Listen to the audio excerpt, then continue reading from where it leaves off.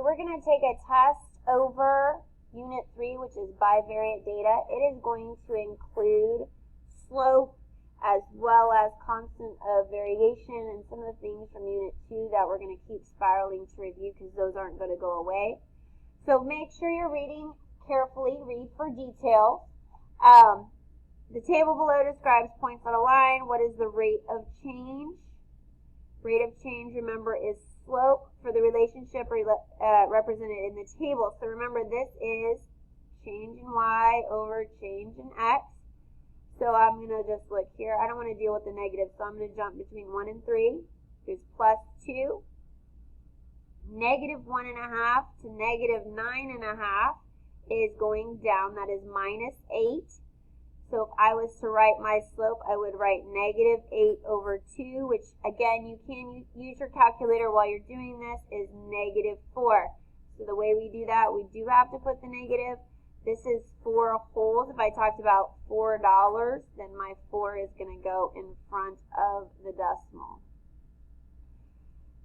Number 2 says the graph below is a representation of the cost to hire a certain lawn care company. Which of the following statements does not is your keyword here, describe the relationship. So we can see here, this is a graph. This is my y-intercept. So if I list my m and my b, and then I write my equation, that's going to help me identify what's going on here. And I can count my slope. Remember, my slope is rise over run. And we're going to rise. Look at the scale. The scale is 20 over 2. This is a scale of 2. So 20 over 2 is a slope of 10. So remember, it's y equals mx plus or minus b. So my equation is y equals m is 10 times x. B is 20. And then I can look at my answer choices. The rate of change, this is my slope, or my m, for the relationship is 20. No, that is not true. It was 10.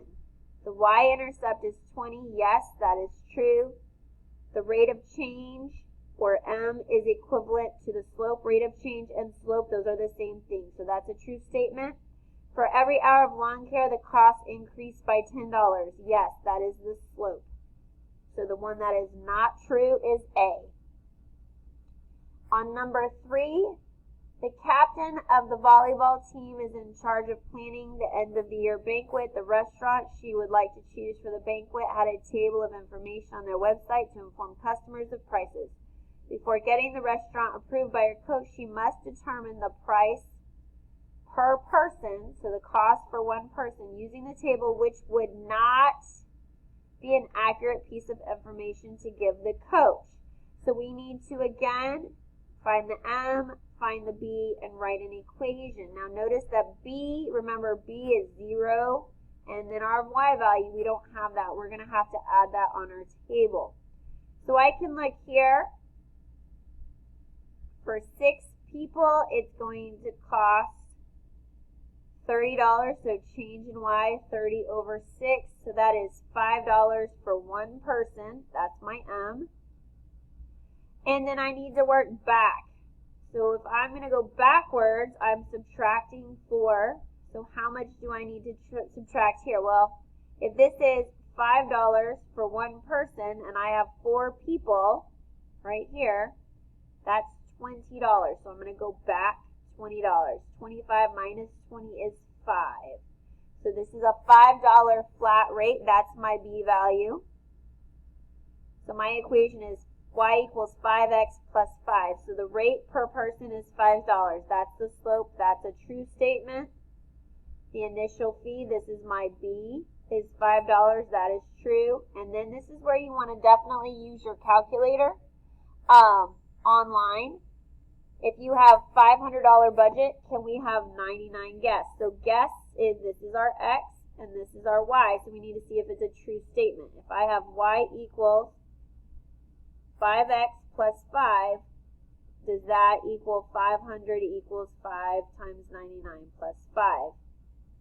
This is a different kind of calculator than you have, but it'll work. So 5 times 99 plus 5 is 500. So they are equal on both sides. So that is a true statement. What about this one? If I said $260, is that the same as 5 times 50 plus 5? 5 times 50 plus 5 is $255. So this one is not equal. So this is the wrong one. That's the one you don't want to tell Coach about because that's not correct information.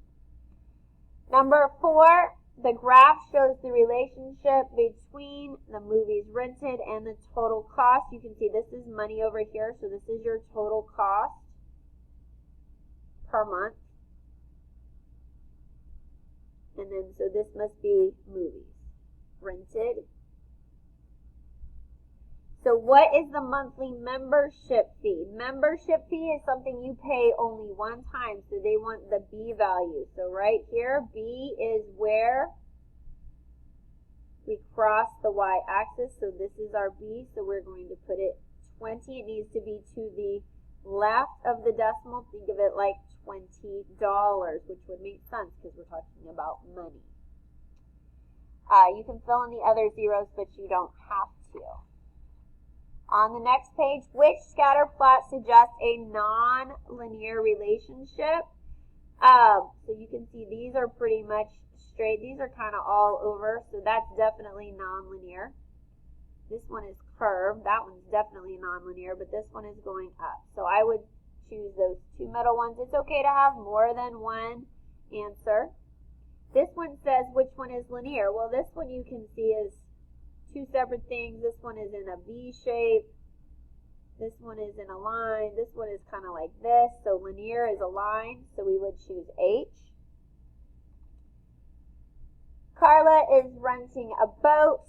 The cost is $115 for 2 hours. The cost varies directly with the number of hours. So that means Y and X. Y varies directly with X. What is the cost of renting the same boat for 7 hours? So you're going to make a proportion. We've done this.